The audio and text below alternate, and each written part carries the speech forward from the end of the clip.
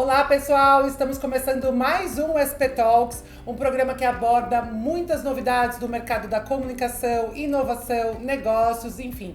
Só assunto legal que eu tenho certeza que vocês vão gostar. Estou aqui com meu parceiro de bancada, Bruno. Olá pessoal, tudo bem? E hoje trouxemos um convidado muito especial que vai falar tudo sobre esse mundo aí colorido das tintas. Não teria pessoa melhor para trazer aqui para falar para vocês. Luiz Piva! Oi, bom dia. Obrigado por me convidar. Imagina, a gente está super feliz para entender um pouquinho mais. Claro que a gente vai falar um pouquinho, saber a trajetória dele, se começou nesse universo de tintas ou não. Então eu já passo a bola para você, Piva. Conta pra gente como começou essa história toda aí do universo de tintas.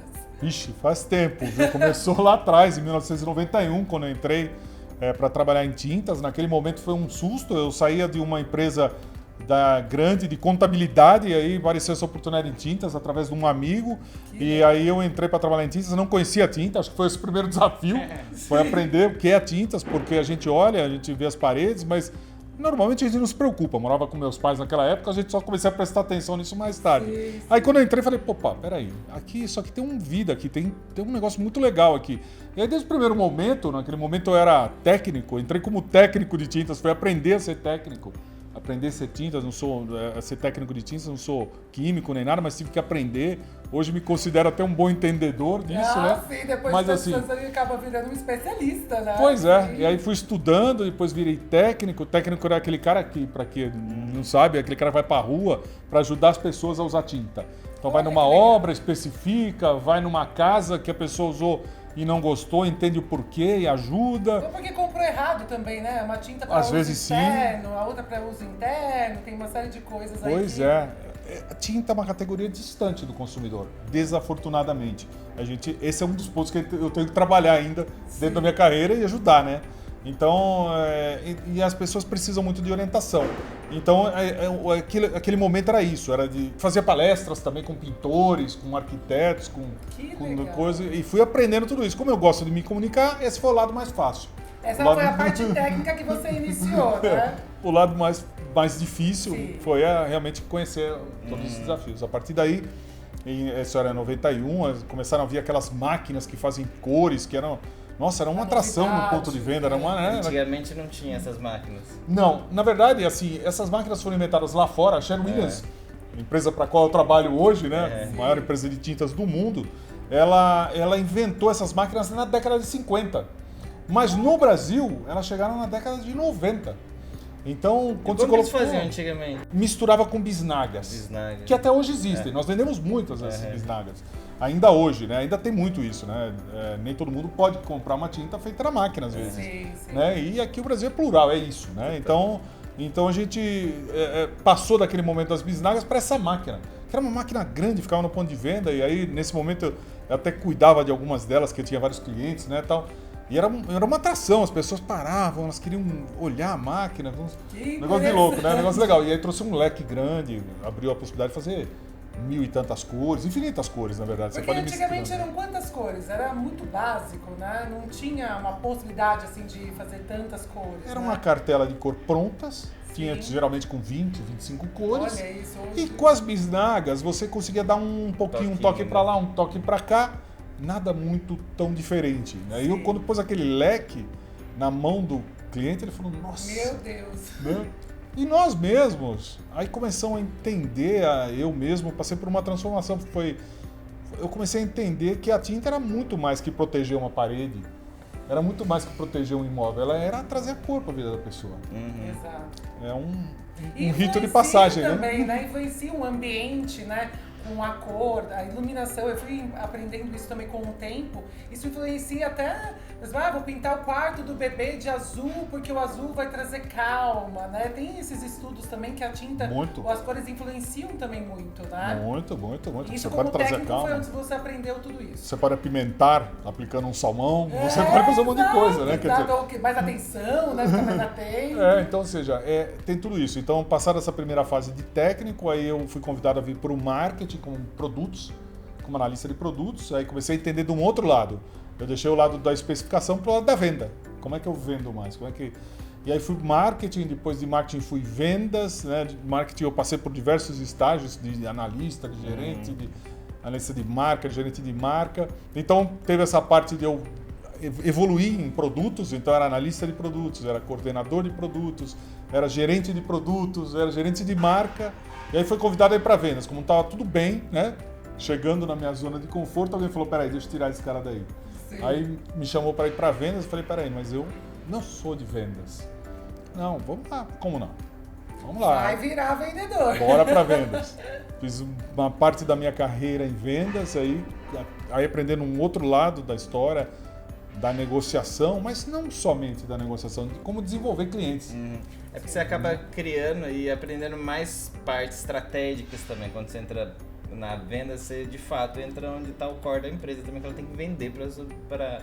Eu acho que é uma soma, né? Tanto do marketing com vendas, acaba transformando você num profissional mais completo, assim, quando você entra de fato na vendas ou não.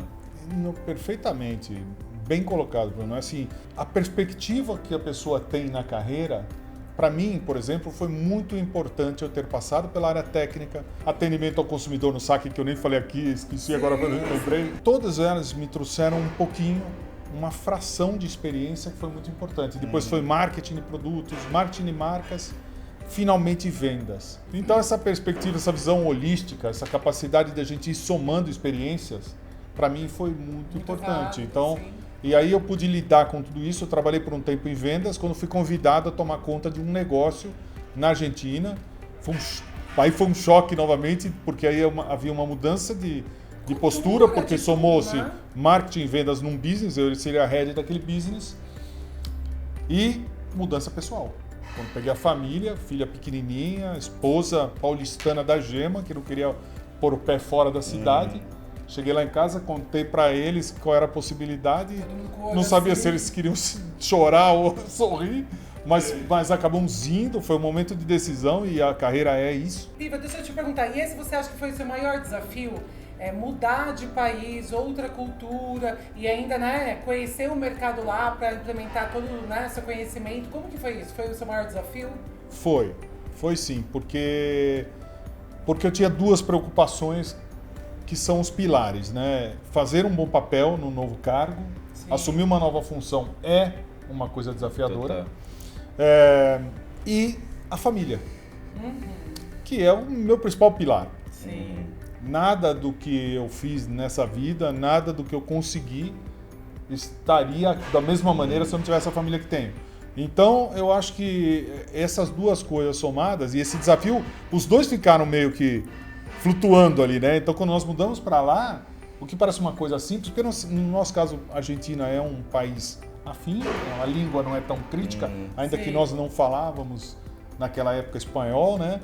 Mas tudo é diferente. Você vai no supermercado, os produtos são diferentes. Você vai na padaria, não tem padaria como tem aqui, só tem lá, vende pão num lugar, isso é verdade, vende lá no não outro. tem pé, isso é verdade. Uma falta terrível, né? Quem adora, ama a padaria que nem nós, né? Aí não tem um churrasco muito bom, né? Aí sim, aí nós estamos em casa. Né? Exato. Ainda que com algumas coisas diferentes, mas, assim, essa adaptação foi no começo mais difícil. Quanto tempo você ficou lá? Fiquei 3 anos e meio. 3 anos e meio. Isso foi em que ano? Foi em 2009, 2008, final de 2008 eu fui pra lá, voltei em 2012, no início de 2012. Tá. E aí fiquei lá e foi uma experiência excepcional. Curtimos muito, tivemos os nossos momentos difíceis também no começo, mas depois curtimos muito. Foi uma experiência ímpar e isso me trouxe muita bagagem também para voltar para cá e assumir aqui uma outra posição, novamente em vendas, com uma área maior, com uma área mais importante. Depois fui novamente para marketing e aí virei na Sherwin Williams, assumi a diretoria de marketing em 2019 foi. Tá. E aí onde eu tô agora nesse momento, né? A carreira então sempre foi em base de tintas. E quando você falou da Argentina também, logicamente, culturalmente essa parte de vendas que você comentou é diferente daqui do Brasil? O jeito que é abordado lá é uma curiosidade mesmo. Não, o argentino em si, ele tem muitas características muito próximas de nós. Entendi. Mas tem outras que são muito marcantes. Então assim, ele é muito direto.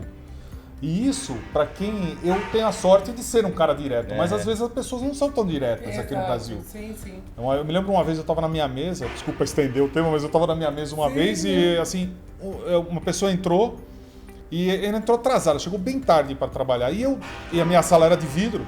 E eu, sem querer, de um movimento instintivo, olhei no relógio, assim. Eu estava com a mão em cima da mesa, aí eu olhei aqui no relógio, eu olhei para a pessoa e ela olhando para mim. Mas não deu outra, ela veio direto na minha sala, falou, você olhou no seu relógio porque você viu que eu estava atrasada, né? Não, eu atrasei por causa disso. Tal. É uma coisa que eu não esperava, porque aqui não ocorre assim. Às vezes a pessoa chega atrás e fica ali de bobeira, na hora do almoço ele te pega, fala, desculpa, tá, ou nem fala. Né? Lá não, eles são muito diretos. Se você tem uma coisa que está incomodando, eles entram e falam. Ai, gente, mas facilita tanto. Eu gosto disso. Nossa, ajuda muito. A quem gosta desse tipo de relacionamento, que é o meu caso, ajuda muito. Ajuda demais. Acho que você vai mais rápido no objetivo, já resolve. Não fica um mal-estar. Aqui a gente tem uma mania de, veja bem, né? Vamos colocar, né, uma coisa boa em cima ali, ou não fala, ou panos quentes. O brasileiro é bem cuidadoso com palavras. Acho que eles me falam também que nos Estados Unidos é mais direto também. Quando você manda a proposta sim ou não, ponto, não tem ponto de enrolação. Às vezes é muito mais prático, te economiza muito mais tempo, acaba te valorizando mais o tempo também e acaba sendo uma relação mais clara e mais direta. Acho que é um pouco bem isso, né? É que o brasileiro tem aquele calor de... Sim. Nós queremos falar primeiro das coisas nossas, nós queremos dizer como foi o final de semana, o que nós tal, alguma coisa que nos afeta, e depois nós vamos à reunião. Nós queremos pôr a mão nas pessoas, eu acabei de pôr a mão no teu braço agora há pouco. Eles não gostam disso, eles não fazem isso, né?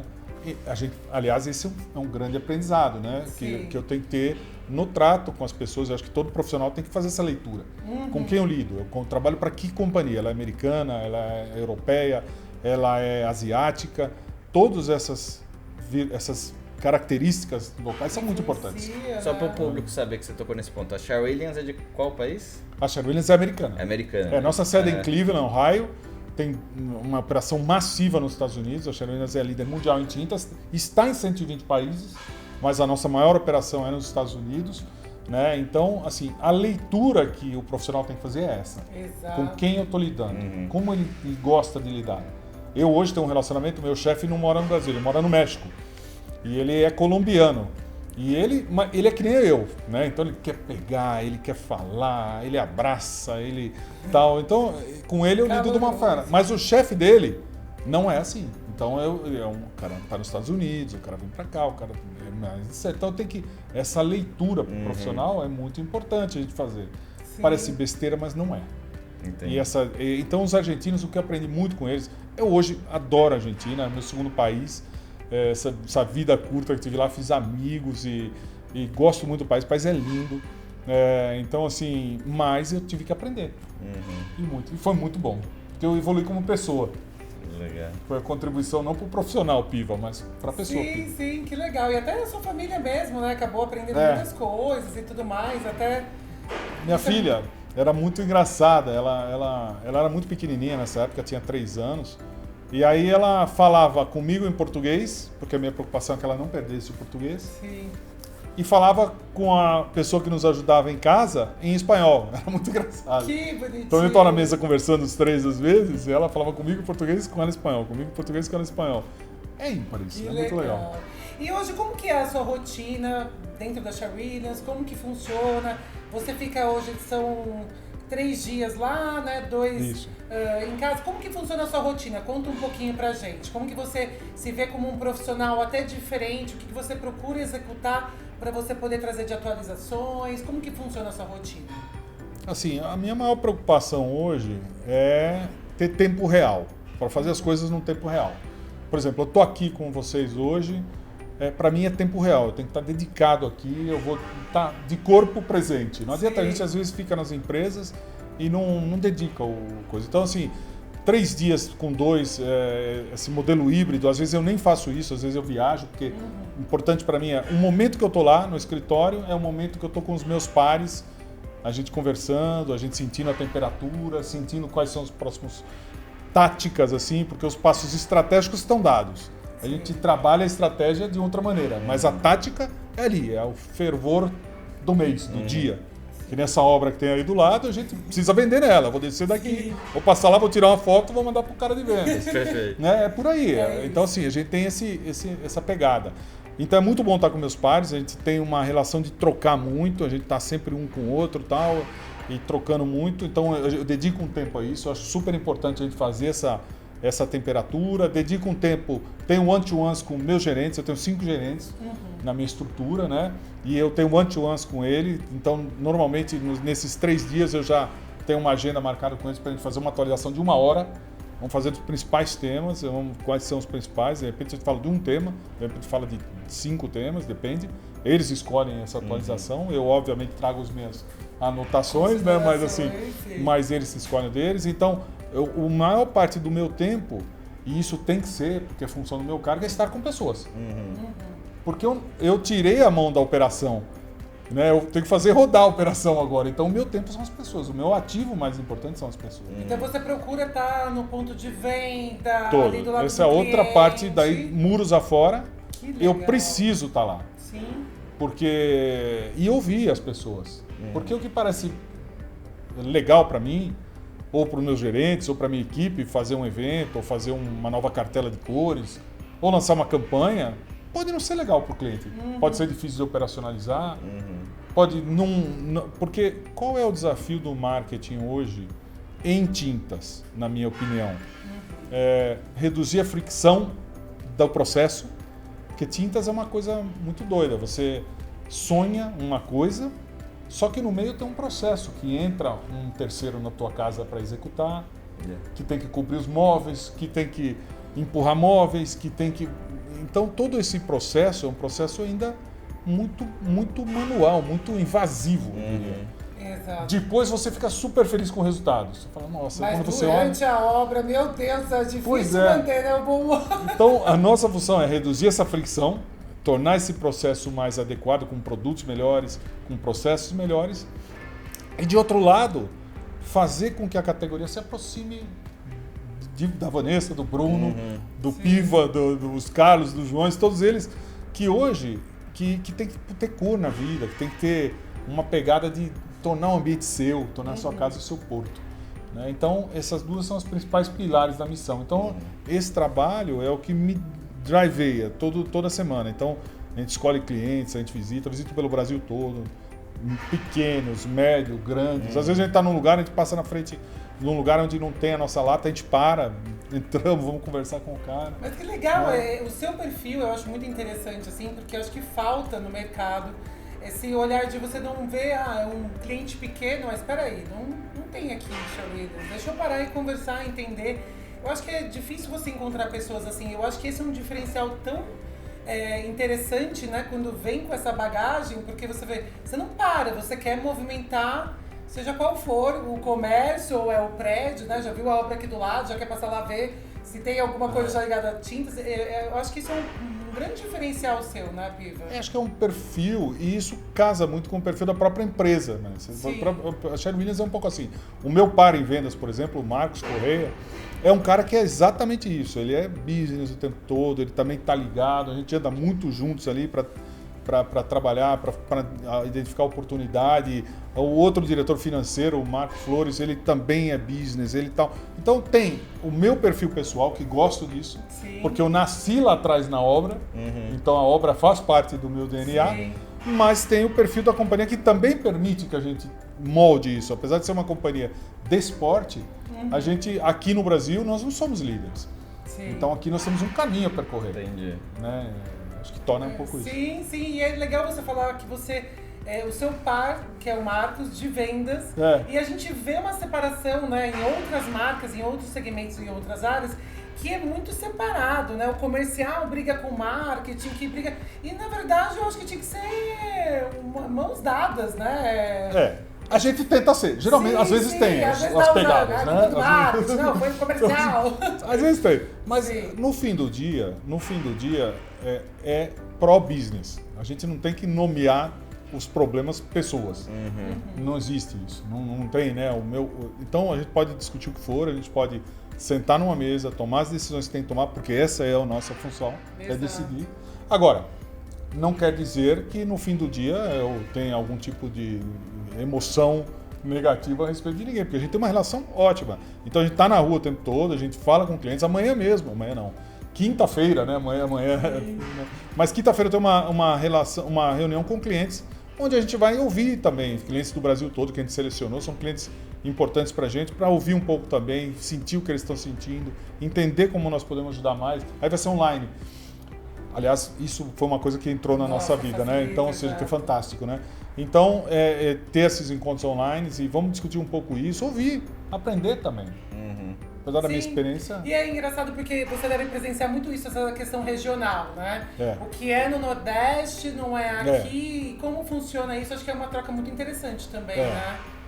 É muito legal, assim, o Brasil é isso, né? São vários países aqui dentro, né? Às vezes nem tão longe, né? 2 semanas atrás estava no Rio, depois fui a Belo Horizonte, em Minas, em Belo Horizonte. E nós somos muito iguais e muito diferentes em alguns momentos. Você vai no Nordeste, por exemplo, eles adoram muito mais usar cor externamente, põem cores fortes, são divertidos aí. Aqui o sulista é um pouco mais sóbrio, mas usa muita cor internamente, não externamente, mas internamente usa muito. Efeitos especiais, né, que tem os efeitos mármore, cimento queimado, essas coisas que nós fomos lançando ao longo dos últimos anos aí. Então isso tudo, isso é muito legal e essa compreensão disso e tentar fazer coisas diferentes para diferentes regiões é parte do nosso trabalho. Não é tão fácil, porque você não dá pra gente chegar a um nível de personalização tão grande em função do processo. Exato. Mas dá pra gente customizar cartelas de cores, por exemplo, eu tenho cartela de cor minuano pro Rio Grande do Sul, eu tenho cartela de cor lá para Pernambuco. Muda algumas coisas cultural de acordo com o estado e região. Exato, então dá para você trabalhar esses aspectos regionais, né? Agora, por exemplo, vamos patrocinar Parintins, o Boi Bumbá, tem o azul, tem o vermelho, cria uma cartela esse evento eu queria muito conhecer, falam que é assim... Maravilhoso, né? Nossa, maravilhoso, a energia, né? E tudo é muito diferente, então a gente né? ficamos no Carnaval de São Paulo, então a gente vai entrando e vai trabalhando. Isso que é legal, né? O Brasil tem essas nuances. Uma dúvida, curiosidade também. Eu acho que tirando o branco, qual que é a cor que mais vende, assim, das coloridas? Tirando branco, cinza e preto, eu acho que deve ser as que mais vendem. E cimento queimado, daqui agora onde você vai ver cimento queimado? Pois é. Não, o branco é a mais vendida, né? A mais vendida hoje em volume, mas ele perdeu muito, né? Ele era muito mais vendido no passado. As cores assumiram um papel de maior protagonismo, mas ainda você tem as cores muito claras, bem vendidas. Então você tem um palha, pérola, marfim, cores aí em tonalidades mais clarinhas um pouquinho, puxando para amarelada e tal, cinzas também muito. E aí entram outras cores de moda, às vezes entra um vermelho, às vezes... A gente tem um estudo que chama Tendências de Cores. Esse estudo é anual e lança-se uma cartela de tendências. E esse estudo é baseado em eventos mundiais, é baseado em moda, na indústria automobilística, junta tudo isso num caldeirão. Eu tenho uma pessoa na minha equipe especialista nisso, ela vai lá para os Estados Unidos e faz uma imersão, aquelas loucuras, toda aquela papeleira em cima da mesa, aquele negócio só eles entendem, né? E aí chega à conclusão de uma cartela de cor. E aí entra essa cartela de tendências, ali com 40 cores normalmente, mais ou menos nessa faixa, e uma que chama cor do ano. E aí que esta cor do ano é a que driveia muito o que vai acontecer com as outras cores ao longo do ano. Então, nas máquinas, aí todo mundo começa mais ou menos se basear por aí, né? A gente que trabalha com comunicação geralmente chega um pouco a essas cores do ano e as tendências, a gente sempre está pesquisando. Essa cor do ano não é um rosinha meio palha, mais clarinho? Não. Eu sei que da Nike veio com uma coleção assim, particularmente eu não gosto muito, mas é um tom mais...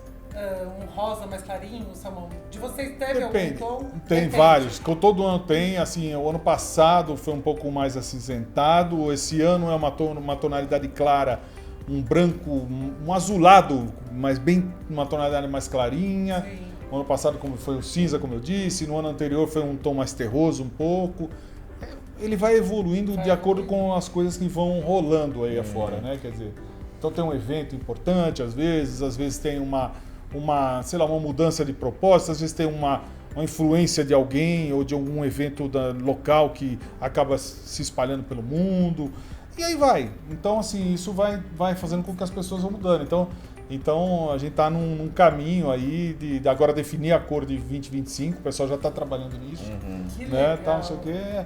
E isso vai tocando. Mas ainda tem cores antigas e um pouco, mas que vendem bastante. Até porque também nem todo mundo tem a máquina de cores. Ainda tem muita gente que trabalha com aquelas cartelas, com as cores mais Sim. definidas ainda. Né? Sim, a gente viu muito esse tom de cinza o ano passado nos automóveis também, né? Pois é. Ver aquele tom de cinza em todos os carros. No começo eu achei isso meio estranho, parecia feito meio grosso, assim, né? Uma coisa mais texturizado. Mas, nossa, hoje eu acho super bonito em determinados modelos e tal. Então é uma questão também que a gente vai acostumando a olhar aquilo. Os carros mais coloridos também, né? Que não tinha muito aqui. E as casas também acabam indo nessa onda também, né? Acho que o importante disso é que quando você usa tom, você usa cor, você mostra um pouco de quem você é, do que você tem por dentro, né? Seja na tua casa, seja no teu automóvel, na tua roupa, né? Você mostra um pouco de você e mostrando um pouco de você, você se abre para que as pessoas mostrem um pouco delas também. Sim. Né? Então, e na tinta, diferente de um móvel ou qualquer outra coisa assim, a gente tem um investimento baixo para você mudar a cor. De repente você faz uma tonalidade, uma coisa diferente, mantém os mesmos móveis e parece que é outro local. Exato, muda completamente, Né? né? Então, assim, esse é o desafio que a gente tem, de aproximar isso do consumidor, para fazer com que ele pense nisso como uma alternativa. E uma dúvida para todo mundo poder entender também. A Sherwin-Williams, ela vende só tinta para imóveis, assim, no geral, ou ela faz tinta para outros segmentos? E outra pergunta também, ela só vende tinta ou ela vende outros tipos de produtos? Bom, vamos começar pelo mais fácil. Nós fazemos tinta para qualquer coisa. Tá? Nós vendemos tinta para paredes, nós vendemos tinta para a indústria automobilística. Porque ela falou de carro, eu fiquei na dúvida. Será que vai tinta no carro? Será que tem uma coisa? Nós vendemos tinta para repintura automobilística. Bom, só para eu... Nossa, eu já estou sendo técnico aqui agora. Eu não consigo me livrar disso às vezes. Assim, o carro, quando ele é pintado na fábrica, ele usa um tipo de tinta. Nós não vendemos essa. Nós vendemos aquela que é usada quando repara o carro. Perfeito. Então teve um raspão, uma coisa que a gente chama repintura automotiva. Entendi. Então a arquitetural, como a gente chama a minha divisão, a repintura automotiva, a industrial, para manutenção pesada, seja qualquer tipo de manutenção, barcos, plataforma de petróleo, para manutenção simples, para tratores, para essas coisas também. Para, por exemplo, as bebidas que tem em latinha, a gente vende o verniz que vai por dentro da latinha. Entendi. Então toda latinha de refrigerante que você pegar tem tinta nossa, tem um verniz lá dentro que protege o líquido do metal. Então ele faz esse isolamento, então tem tinta para todo tipo de coisa. Entendi. Então é uma empresa muito completa nesse aspecto, um portfólio muito grande, muitas opções, né? Nossa, tem muitas frentes, né? Eu também não conhecia essas. São outras divisões para mim trabalhar. E aí você falou uma segunda coisa que eu não respondi ainda, que eu já esqueci também. Sobre se além de tintas existe outro produto. Isso. Por exemplo, o que você comentou, tem as tintas, tem verniz, que acho que é uma outra categoria de produto. Aí a gente trata tudo do mesmo caldeirão como se fosse uma tinta, mesmo chamando verniz, tá? Entendi. Mas sim, temos outros produtos. Por exemplo, nos Estados Unidos, nós vendemos acessórios, pincéis. E nós temos lá uma fábrica que a gente adquiriu que faz acessórios premium, inclusive pincéis. A Sherwin-Williams foi a inventora do rolo de pintura. Na verdade, que é um acessório de pintura, né, que a gente chama. Então tem acessórios de pintura, então a gente tem marcas licenciadas em outros ramos também. Tem papel de parede nos Estados Unidos. E tem também na spray. Sprays. Também, aqui né? no Brasil também temos sprays, que chama Colorgin. Gente, eu me aventuro tanto com esses sprays, não posso falar. Tem um lado artístico que não sei que momento de Vanessa, que eu não posso ter um spray também. E aí quando eu fui da Revestir, me apresentaram da Colorgin com acabamento para vaso e tal. A hora que eu olhei aqui, eu falei, não posso ter isso. Colorgin. Nossa, é muito legal. Colorgin é um encanto. É uma tribo completamente diferente que tem a questão da arte urbana, que é maravilhosa, né? E tem a questão da manutenção de casa, que é isso, é pintar, dar nova vida para um vaso, dar nova vida para uma cadeira, tal, que aí todo mundo faz, e essa questão de lidar com os artistas. Hoje eu estava vendo no Jornal da Manhã agora que o Cobra vai dar vai fazer uma reportagem na Globo sobre o Ayrton Senna. O Cobra fez uma obra maravilhosa no autódromo do Ayrton Senna. Quer dizer, então, esses caras são diferentes, são os caras que usam o nosso produto Arte Urbana, Colorgin Arte Urbana. na verdade. Então, Color Gin é uma marca fã, é totalmente diferente da abordagem O do Cobra usa Xerias. Color A Gin? proposta é Cobra usa Color Gin? Eu uso a Color Gin Legal. também e esses artistas são diferentes. um mundo à parte, São né? E diferentes, é né? legal ter produtos para atendê-los, porque eles vivem naquele mundo criativo, querendo novidades também. Então, E aí acaba vindo a Color Gin para poder suprir essa ânsia por novidades também. então né? toda essa relação, toda essa coisa é muito legal, porque a tinta é isso aí. É uma É fã. infinidade de possibilidades, é muito legal, né? E Piva, tá, a gente falou até agora, né, toda a experiência que você teve. E quais são os seus próximos passos? O que você pensa? Porque eu assim, particularmente, eu acho você um excelente profissional. E Obrigado. aonde vai, eu elogio mesmo, porque é difícil ter pessoas tão competentes, que tenham um olhar diferente, que queiram estar ali, né, à frente com o cliente. Então, acho que são vários pontos muito importantes. E qual é o seu próximo passo? Você continua ou quer continuar nesse universo de tintas? Como você se vê daqui a uns anos, né? É uma pergunta bem legal, obrigado por fazer, né? Assim, eu sou um cara que toda a vida trabalhei em tintas, tenho tintas no sangue, mas eu tenho conhecimento também. Né? Então, acho que isso foi um passo que eu friso e a gente fala, o que você falaria para uma pessoa? A primeira coisa que eu falaria é a disciplina, a dedicação, mas eu falo do estudo, porque eu estudei, eu fiz administração, depois fiz marketing, depois fiz business, então estudei na SPM, estudei na IBMEC, algumas faculdades FGV. Eu procurei estudar onde tinha de melhor para agregar, e isso tudo voltou para mim. Né? Eu brincava na escola, a gente estuda tudo isso para usar 1%. Mentira. Usa muito Mentira. mais, Você usa muito mais que 1%. Tudo que eu estudei me ajudou demais. Então eu tenho um conteúdo, eu tenho um conhecimento que eu gostaria de dar alguns voos fora da tinta também no futuro. Quando eu saí da indústria, quando eu decidi tomar outro caminho. Então acho que tem alguns caminhos hoje em dia que se abrem diferentes. Por exemplo, participar de conselho de empresa, ser um conselheiro de empresa, isso é bem né? Quer legal dizer, então mesmo. isso é um mercado que cresce muito. Tem muita empresa precisando de ajuda aí para desenvolver vem até isso. essas startups que às Isso. vezes, né, vem com um Outro. pessoal mais jovem, que tem umas ideias diferentes e que eu acho que pode super agregar com o seu conhecimento, com a sua vivência, de tudo que você passou. Não só nesse universo de tintas, né? Mas como um grande também empreendedor também, né? Levantou bastante bem. Acho que essa coisa da startup, por exemplo, aí eu posso investir, posso dar pitaco, posso fazer as duas coisas. Eu acho que abre um mundo muito grande. Porque a gente tem aí e trabalhar com essas pessoas, como eu vejo na minha equipe hoje, que é um desafio do líder mais experiente, por assim dizer, para não falar velho, né? Mais experiente. É que a gente lida com todo tipo de gente na tua equipe. Então, essa resiliência, essa capacidade de escutar o outro, entender o mais jovem que ele está fazendo, essa mistura entre as diferentes idades, isso para mim é muito bom. E a startup é um lugar que permite isso. Você investir seu dinheiro, você participar do dia a dia, de repente ser conselheiro lá na formatação do negócio. Tomar cuidado de não influenciar o negócio para não tirar aquela ideia inicial tão brilhante que saiu do papel pra lá. Então, assim... É que muitas vezes a startup, ela cresce, ela vem com uma ideia, muitas vezes pessoas novas, que é a primeira empresa, geralmente essas startups, e sempre é o que a gente fala para todo mundo aqui também, porque a gente atende algumas startups, né?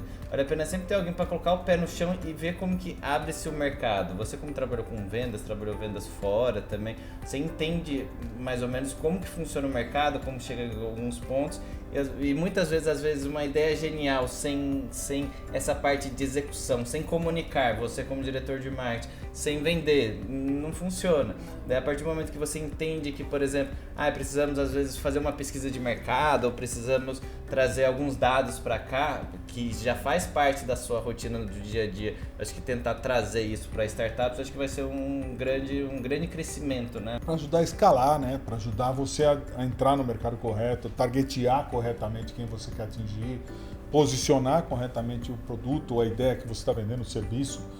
Eu acho que tem um papel importante aí. Eu acho que assim, que eu levo comigo,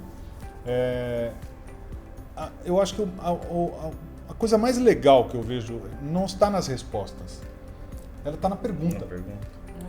A pergunta é o fator mais importante. Porque eu posso dar uma resposta brilhante, mas seguir perguntando o tempo todo, se questionando, né? Porque o que vai me levar ao sucesso esse ano lá na Sherwin não vai me levar ao sucesso ano que vem. Eu tenho que inventar outra história para o ano que vem. Eu tenho que inventar. Então as perguntas, elas têm que continuar vindo o tempo todo. A gente tem que ficar se questionando, se perguntando. Que nem vocês se perguntaram aqui quando montaram isso. Como é que vai ser? Quem eu vou targetear? Quem eu vou trazer? Qual é a ideia? O que eu vou fazer aqui? Né? Então, ou seja, essas perguntas têm que continuar vindo. E elas vão alimentando a gente. Não é a resposta em si que vai me resolver, mas a pergunta é legal.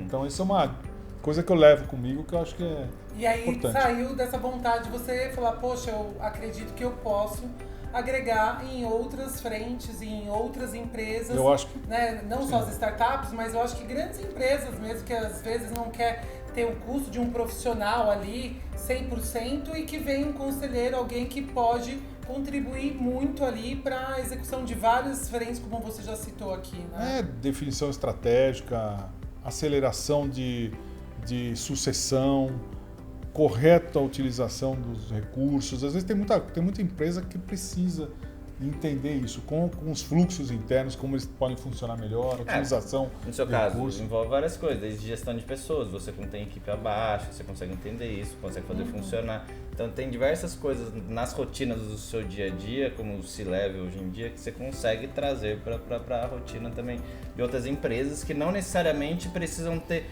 você full time, mas essa part-time, acredito que já é um grande passo para essas empresas cada vez mais ir criando escala, né?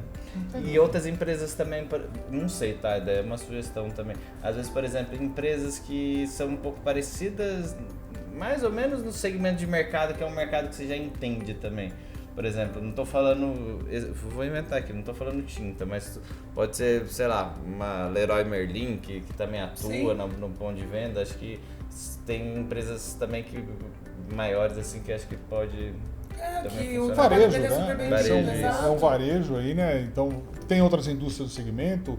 No próprio segmento, você tem indústrias que fazem metais, você tem indústria que fazem revestimentos, piso, você tem muitas indústrias aí no meio que tem espaço para contribuição. Então, acho que assim, o que eu gostaria, como próximo passo da minha carreira, depois de Sherwin-Williams, quando chegar o meu momento de fazer a transição, e isso é importante identificar, Sim. até quando isso está realmente te fazendo feliz, Exato. né? Então identificar esse momento e nessa transição não é ficar em casa, não é, né? O cara, quero parar, não é parar, não desejo isso para as pessoas. Não é de parar. Não desejo isso para ninguém.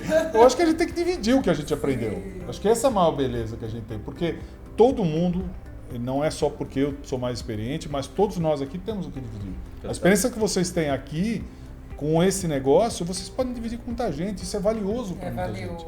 E é tão bom, né, compartilhar. Eu acho que todo conhecimento que a gente tem na vida, a gente tem que poder ter passar para as pessoas, não é só para o mais jovem, né? Às vezes uma pessoa que já tem uma certa idade, você trocar, é tão importante isso, mas as pessoas às vezes têm essa coisa de guardar para si, né, e não passar à frente isso, né? Eu acho que não é bem o seu perfil, não te vejo também parando. Eu acho que é só um começo aí de um novo olhar e até uma contribuição de uma forma maior, né? Porque hoje você contribui aqui, mas você pode contribuir para muitas empresas aí, que eu tenho certeza que amar ter o Piva como conselheiro. Eu acho que dá pra gente contribuir, dá pra continuar, dá pra trazer, ensinar as pessoas, que nem disse o Cortella, né? Ensinar a pessoa a tirar o leite, né? Porque a vaca não dá o leite. Exato. Você tem que ir lá buscar o leite, tem que tirar o leite da vaca. Então, ajudar as pessoas a tirar o leite, dar opinião, eu acho que é muito importante. Legal. Talvez esse é o meu próximo passo, talvez essa maneira que eu vou trabalhar, E seja vai como contribuir conselheiro, pra seja você. como investidor numa startup, seja como Que legal. as duas coisas. Não, é muito importante. Acho que depois até no final a gente vai deixar as redes sociais aqui do Piva para entrar em contato, que eu acho que pode ser o início aí de quem estiver um pouco desesperado. Meu Deus, para onde correr o que eu faço? Ó, tá aqui, ó, resposta do lado. Mas Piva, agora assim, encerrando um pouquinho a questão profissional, tirando mesmo o crachá, a gente quer saber agora do Piva, da parte pessoal, né? Você falou que você é muito família, né? Você é muito voltado para isso, acho que foi onde foi sua grande construção, né, como pessoa profissional. O que mais que você tem, assim, que você gosta de fazer no seu dia a dia, que você fala, olha, eu gosto de fazer isso e isso impacta como o Piva profissional?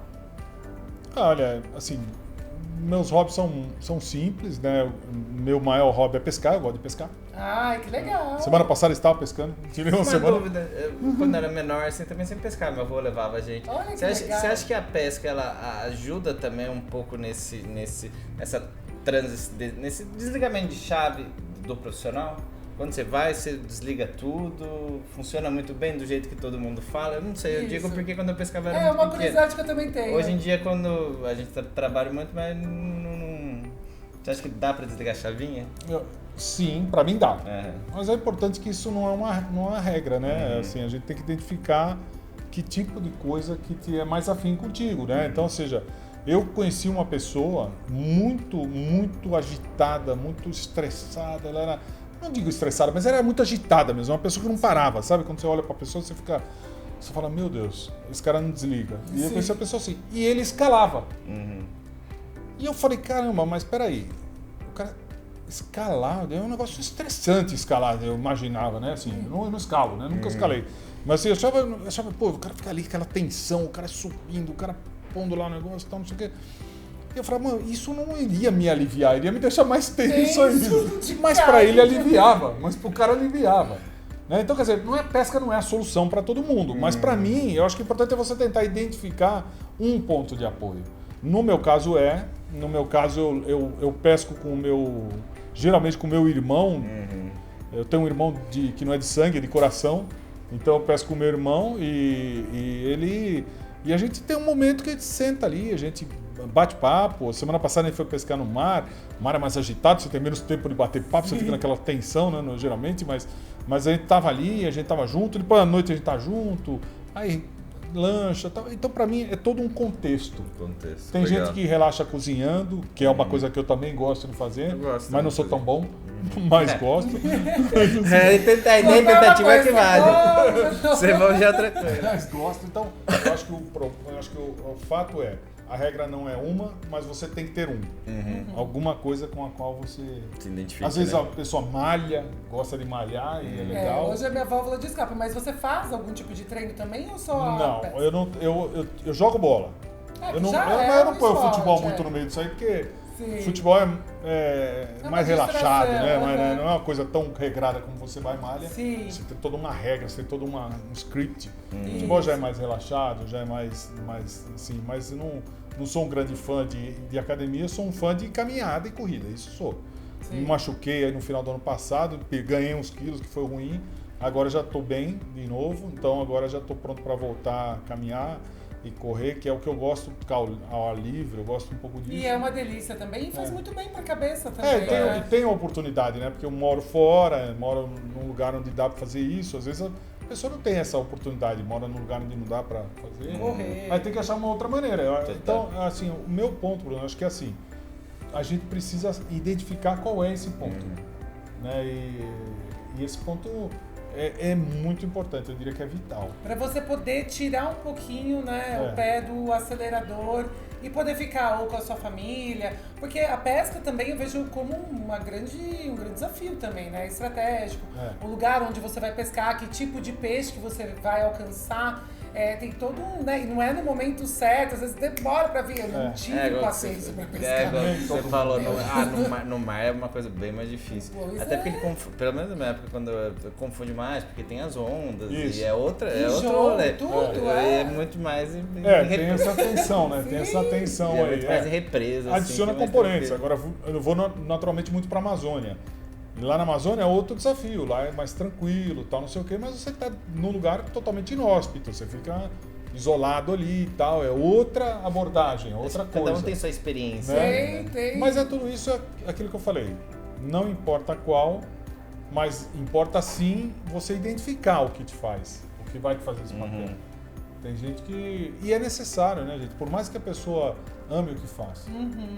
Tem que ter, né? Então eu tenho esse principal hobby que é pescar. Legal. Gosto de carro, tenho um carro antigo que eu ando muito com ele. Mas são Qual coisas carro mais. você tem antigo? Pode contar pra gente? Que eu adoro carro também. Posso. É um carro bem simples, é um Jeep.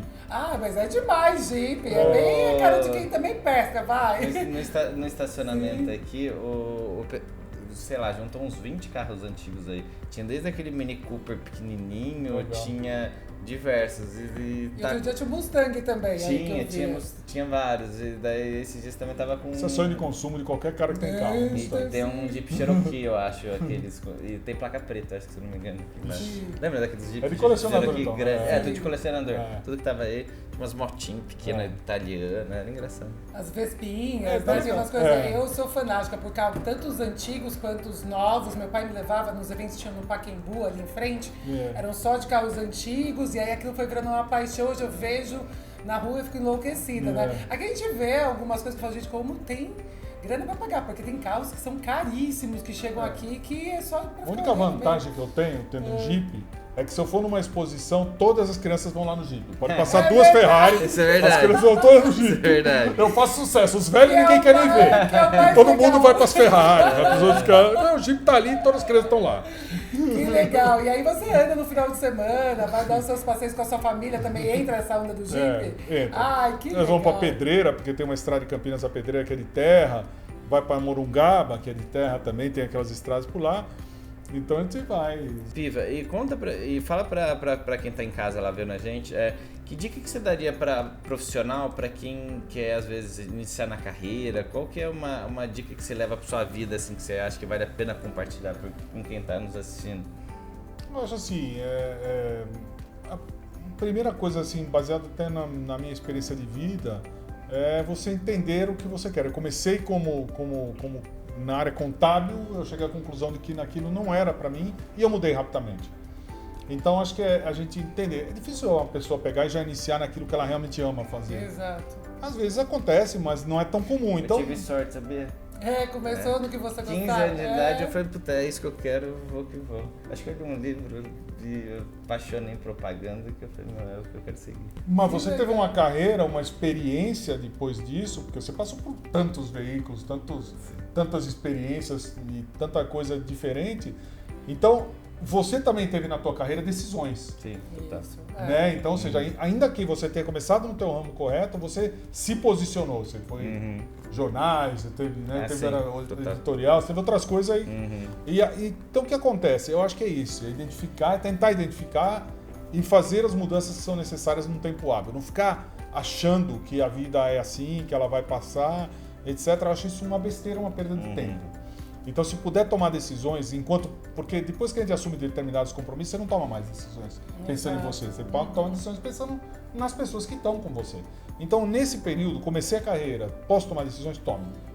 Então, uma experiência como eu tive externa, mas já um pouco mais sênior, para um começo de carreira é espetacular, essencial. Hoje é muito mais fácil a gente ter essas experiências do que era lá na minha época, quando eu comecei, mas é essencial. Então, busque experiência, seja aqui, seja em determinados, encontre o seu caminho, ou experiência externa. Pule sem paraquedas às vezes, não tem problema, você vai conseguir. Sobreviver. Você vai sobreviver. E estudo é essencial. É o que eu falei, todo o dinheiro, quando eu fiz a minha primeira pós-graduação, que foi na SPM Marketing, cada centavo foi caro. Eu já tinha família aí. Cada centavo que eu coloquei lá retornou 20 vezes mais. Quando eu fiz IBMEC idem. Então, isso é uma grana que...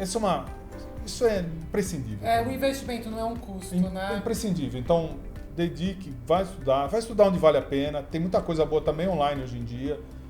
Dá para fazer. Então, disciplina, entender o que eu quero, estudar e uma coisa que eu acho que é muito importante e vai ser cada vez mais importante é ver se o propósito do que você está fazendo para frente fecha com você. Exato. Onde eu trabalho? Eu trabalho com tintas hoje. O que eu trago para as pessoas? Eu trago alegria, eu trago proteção, eu trago tudo. Isso fecha com o meu eu. Isso me faz feliz, esse aspecto. Então, se fecha com o teu eu, o teu é comunicar, o teu é comunicar.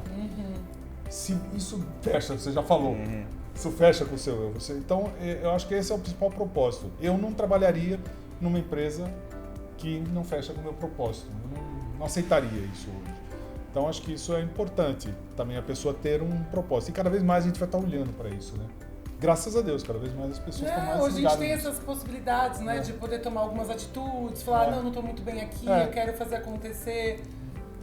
É isso. E ser feliz, né, acima de tudo, porque a gente passa grande parte do nosso dia trabalhando, então a gente tem que ser realizado dentro daquilo que a gente faz. Porque só fazer por fazer ou entrar no automático, isso vai refletir na sua vida profissional, pessoal, você vai chegar em casa desmotivado ou com notícias que não são tão boas, né, sempre reclamando, e eu acho que é isso, é você buscar coisas que acabam te aprimorando para ser não só um profissional melhor, mas uma pessoa melhor também, né? É um ambiente não tóxico. Exato. Né? Então acho que isso é Legal. Legal. Pessoal, vamos finalizando aqui o nosso bate-papo com o Piva, que foi maravilhoso. Se deixar a gente aqui a tarde inteira para conversar com ele, entender não só desse universo de tintas, mas também outros assuntos que eu tenho certeza que vocês gostaram aí desse outro lado. Deixe o like de vocês, vai nos apoiar muito aqui no canal e vamos deixar também o link do LinkedIn do Luiz Piva, para que vocês possam entrar em contato, pode ser jovem, pode ser startup, grandes empresas do varejo, não importa. Eu acho que é um tremendo profissional que vai poder contribuir muito aí com dicas, com a visão que ele tem dos negócios. E aí a gente vai deixar o linkzinho aqui abaixo para vocês poderem entrar em contato com eles. Perfeito. Piva, muito obrigada por ter vindo, foi um prazer te recebê-lo. Volte sempre que tiver novidades aí de tendências de cores, de inovação, a gente vai ficar muito feliz de Posso recebê-lo fazer uma última sempre. pergunta antes de terminar? Pode sim. Qual que é a tua cor preferida? Ah, é verdade. Rapaz, olha, eu gosto muito do azul. Azul? Eu gosto muito do azul, né? A minha cor preferida é o azul. Né? Então, assim, eu não sou um cara... Sou meio volátil, às vezes eu tenho lá na casa tenho verde, mas eu preferi. Nós vamos deixar a vida mais azul. Porque eu acho então, assim, seja o azul, seja qualquer uma, aplique uma cor, põe uma cor na sua vida. Boa dica, pessoal. E é isso, a gente vai encerrando aqui. Um beijo, obrigada, pessoal. Até o próximo programa. Tchau, tchau. Obrigado, valeu.